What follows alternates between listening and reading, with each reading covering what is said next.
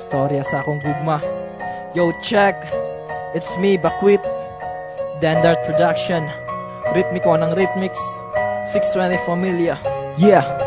Istorya na nako kung where nagsugod ang tanan. Una tikaw nga nakitaan sa atong eskwelahan. Gangsta pa ko sa una o grabe pa ko mang snipe. Dayon feeler papod ko ato kay di pa tikaw type. Bisag schoolmate ang duha, wa jud tawoy tagdanay. Kay ulawon man ko dayon maldita kagamay. Ilado ka sa high school tag aski na sabaan. Si Bakwit of course pinakabutan sa tanan. Ug nang graduate na ta, wala nay kita-kita. Sa brother mo nga akong classmate wa na ko'y balita. Ug asa mo napunta, ug asa nang eskwela. Nagka-classmate ning duha kay tungod bright man ko sa una. So kato, sa verse to napod na ako ipadayon. Storytelling tagamay kay storya-storyas kada hapon. Kay wala man ko'y lingaw haron na ay masulat adto sa ta sa chorus. So gamay ra nga hulat.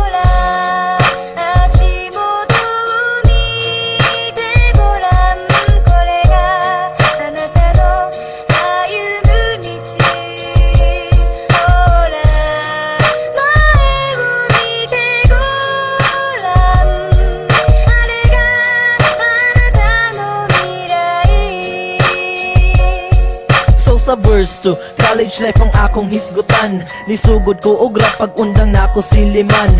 Gipost nako akong gikanta imo manggilike. Ang primary pick nako atog ako put kog mic. And then here comes nga kita gatchatanay. First time in history nga kita nagtagdanay. Ngayo dayog number para magka-text sanay. Tawag-tawag pud gamay kay unli call good kunuhay. So kato, gasabot ang manuroy tang duha. Ni adto ta sa road pero gapang balay ra ka. Nagpatuhog tas dalunggan bisag di ko kay sakit. Nakapatuhog jud ahat ni isog ra ko og kalit. And then dito na jud nako na realize na usog ra og kalit mura ko og gi-hypnotize. Ang babayi na akong ingon na di nako maigan. Mauman ang babayi nga hinusog sa kalibutan.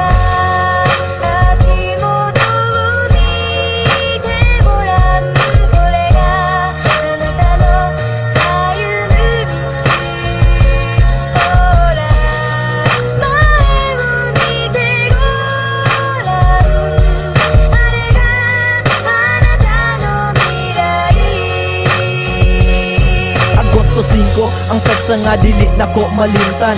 Ang imuhang oo, akuan ang ladunggan. Kalamik sa kong paminaw, kalamik sa kong gibati. Pinakamali pa yung adlaw sa akong kinabuhi. Bisag sige tagisulyan sa atong mga problema. Di taangay mabalaka kung magkuyog kang duha. Pila na kapag sulay ang atong giagian. Grabe jud atong pag-antos, hapit 2 years to tanan. Pero dili jud mawala ng lalis na tong duha. Di abot pa jud sa point nga nabulag na jud ta. I admit, salamat jud nako to tanan. Sorry jud kayos ako